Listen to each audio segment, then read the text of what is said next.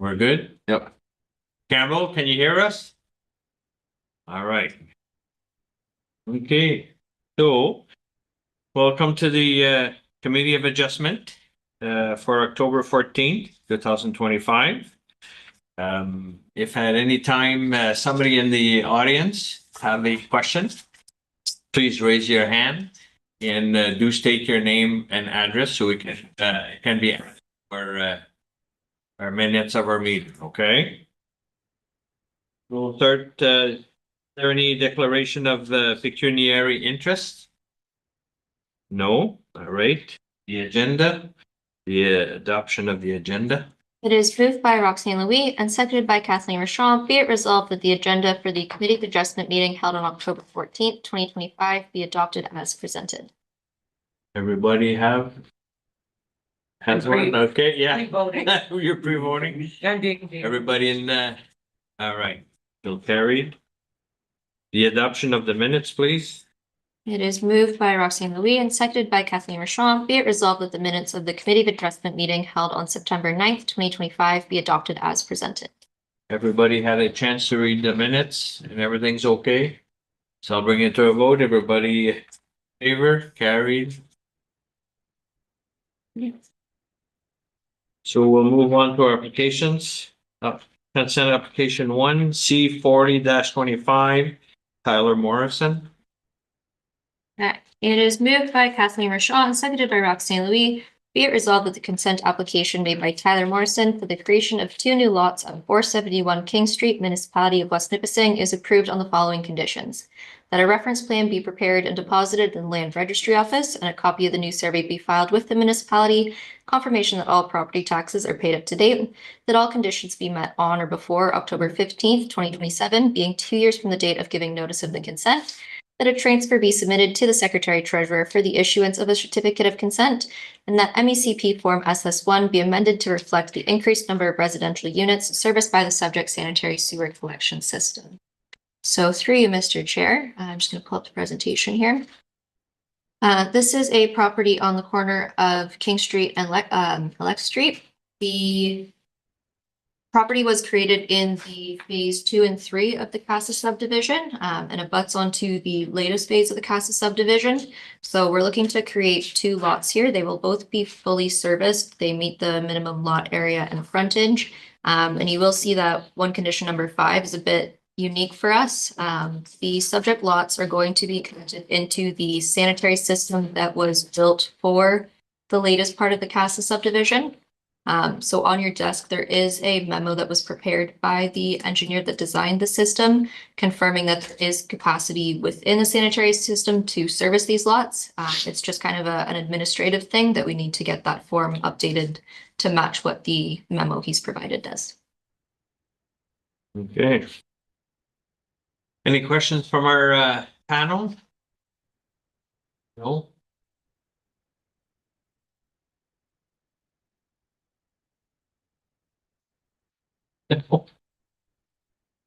Hearing none, can I bring it to a vote? Carried. Carried. Okay, number 2, C52/25, Claude Bro. It is moved by Roxanne Louis and seconded by Kathleen Rochon. Sorry, flip those around. It's moved by Kathleen Rochon, seconded by Roxanne Louis. Be it resolved that the consent application for the right-of-way at 21 and 31 Pine Ridge Road, Municipality of West Nipissing, is approved on the following conditions. That a reference plan be prepared and deposited in the Land Registry Office and a copy of the new survey be filed with the municipality, confirmation that all property taxes are paid to date, that all conditions be met on or before October 15th, 2027, being 2 years from the date of giving notice, and that a transfer be submitted to the Secretary Treasurer for the issuance of a certificate of consent. Through Mr. Chair, this is an application for a right-of-way. The right-of-way is proposed to be over the location of the existing driveway between the 2 properties. I believe both properties are currently in the same ownership, and they're looking to sell the one, and to do so, they are planning to legalize the right-of-way on that shared driveway. You do have a condition in, or comment in the comment document from MNR that if they do need to build a new section of the driveway, between where the property ends and where this road is, because it is a road on Crown land, that they would need to get a Crown land work permit. But my understanding is that it is on an existing driveway, so there wouldn't be any proposed new work to be completed. Okay, perfect. Any questions from our panel? Go ahead, Kathleen. So the two subject properties don't actually have official frontage on Pine Ridge Road. That, like, according to the map that showed on page 19 of 35, is that what you're talking about? The So the properties are. squared off and the road curves around. That's correct, yes. And then this road does go onto Crown land, so that condition would be where Okay, you can see the driveway comes out here. Oh, If they needed to do any work there, it is Crown land, so they would need to do a Crown work permit, but I don't believe there's any intent on actually doing any new work. okay. Okay, Okay, and that would be managed through MNR. That actually has nothing to do with us. just That is as long as the correct. proponents are aware. Yep. Thank you. okay. Any other questions? No? Hearing none, I'll bring it to a vote. Anybody in favor? Carried. So we'll move on to 5.3 minor variance. MV 2025/18, James and Catherine McCaw. It is moved by Roxanne Louis and seconded by Kathleen Marchand. It is decision of the Committee of Adjustment to approve the variance application made by James and Catherine McCaw to reduce the watercourse setback from 18 meters to 10 meters for a sleeping cabin for the following reasons.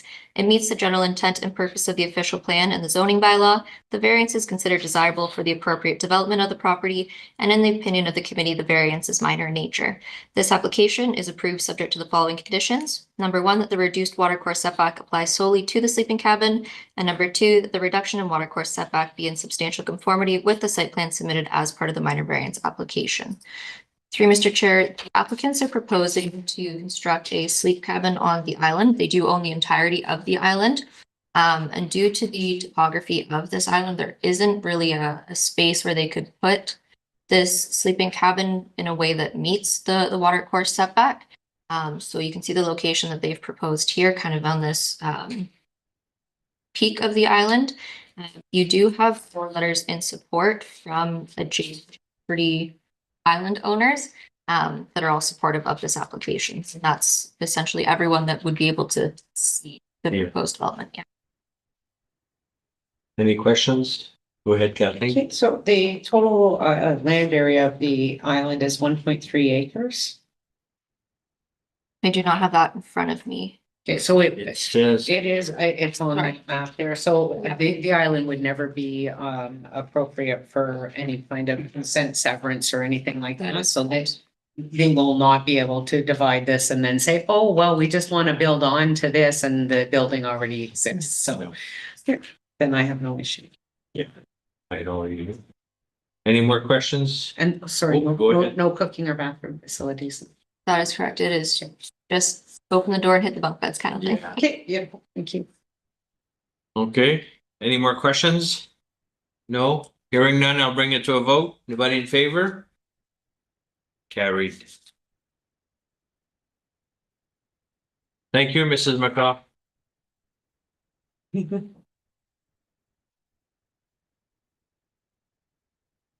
Okay, so we'll go to number 2, MV 2025/19, Nipissing Siding and Window Limited.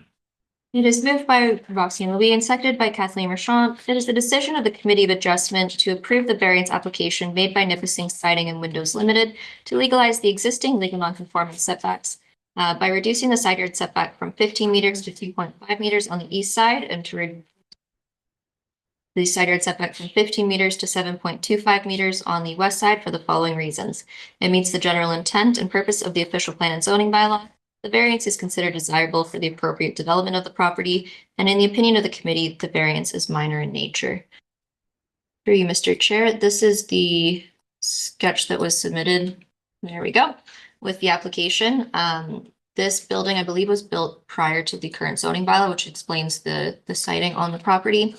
The applicants are looking to legalize the existing setbacks on the property in order to construct an addition on the property. There isn't a variance requested for the lot coverage, so they will still be restricted by that and the front and rear setbacks. You're the planner, Mr. Paul. I have a question. So is the addition will be within the dotted lines? That is, in fact, they're going to inset it a little bit so that it's not even as close as the existing building. Okay. Okay, that's why I wanted to make sure. Any more questions? Or is there I'm anything sorry, is you there, there's can a, add? there's a proposed addition that. Is this just to legalize the setbacks on the existing building, or would these setbacks be? Applicable to any future building permit applications? Like, I'm a little confused on that. Can you, I don't know if Dawn wants to. One of us could answer that, but. Okay, but go ahead. Yes, once you have the minor variance, that does reduce the setback on that side to that new distance. But like I said, it's the intention of the owner to inset the building a little from the existing corner so that it will be further away than the 2.5. Now, not by a whole lot, but at least enough that it'll be greater than the 2.5, which will become the new requirement. so is the 15-meter setback at the back where the dotted line is at the Yes. below? Can you show us, is that where the addition will go? Yeah, the additions is right here at the back corner of the building. It's just not labeled. It runs through the middle of a couple of those trailers. That's the piece. This is- Yeah, exactly. Oh, Samantha's highlighting it there. Okay. all right. So that would be the addition. Okay, all We'll right, still respect the 15-meter rear yard, but okay. then we'll go to the just a little bit more than what the existing building is there right now. I understand. I'm okay with this. Any more questions? I'm sorry, Yeah, go that's ahead. okay. Is there a reason to locate the addition there and not just respect the current legal setbacks on that? Because there seems to be room between where it says shed and concrete pad, like, is it to leave room for future? I believe there's a rear loading door too at the rear of the building. Oh, okay, thank you. Stay clear of the receiving. Yeah. Okay.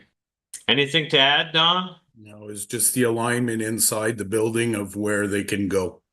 It's for Okay. extra storage. That's exactly what Paul just said. Thank you. Any other questions on this application? No? Hearing none, I'll bring it to a vote. But in favor? Carried. All right, number 3, MB 2025/20. Dean and Carmen Naismith. It is moved by Kathleen Rochon and seconded by Rob St. Louis. It is the decision of the Committee of Adjustment to approve the variance application to reduce the side yard setback from 1.2 meters to 0.9 meters for the following reasons. It meets the general intent and purpose of the official plan and zoning bylaw. The variance is considered desirable for the appropriate development of the property, and in the opinion of the committee, the variance is minor in nature. This application is approved subject to the following conditions: that the reduction in side yard setback applies solely to a single detached dwelling, and that the reduction in side yard setback be in substantial conformity with the site plan submitted as part of the minor variance application. 3, Mr. Chair, you also have a letter in the application package from the property owner explaining why they're looking for this reduction. They are doing a lot that is a bit reduced compared to a traditional lot. And they're looking to build a dwelling that is accessible, and in order to kind of have that access through the washrooms, the hallways, that sort of thing, they are looking to make it a bit wider. And in doing so, they would need an extra 2 feet of width.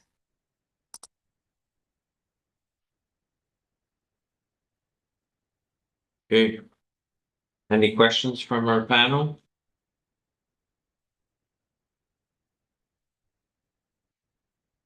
Sorry, the rear lot and front line setback meets the current zoning bylaw. That is correct, It's yes. just both sides, It's correct? just the sides, adding an extra foot on the sides. Okay, and are these also circulated to neighbors for comments? They are, yes, with the current postal strike. we were unable to circulate, so it was, we require that a sign be posted on the property that kind of explains the application. On those applications, it did say that they can go to a certain website to view the application, and we have an active planning application website on our website that has all the current applications listed and provides the site plan and the sketches. Okay, and how long was that sign posted for? That sign would have been posted the minimum of the 10 days that the Planning Act requires. Thank you. Any other questions from our panel? No? Any questions from our audience? You had something to, regarding this, application, right? Or are you the owner?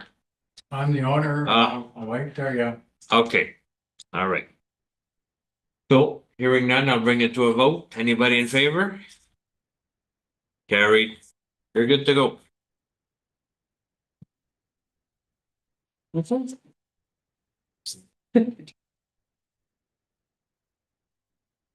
All right. Now we have an application submission policy. Yes, so this application submission policy is the same that was on the guys.